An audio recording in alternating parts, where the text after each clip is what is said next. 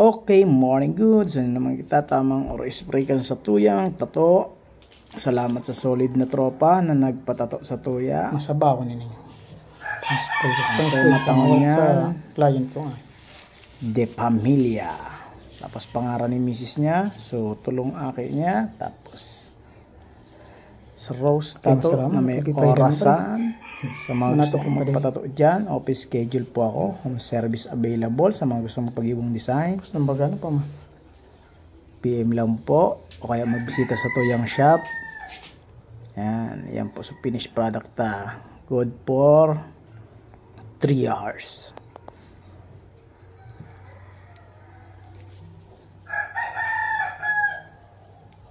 Yan. Sa Tuyang Tiglay Luwayan ni hanggang sa matapos. Okay, tapos na. Salamat. Bye-bye.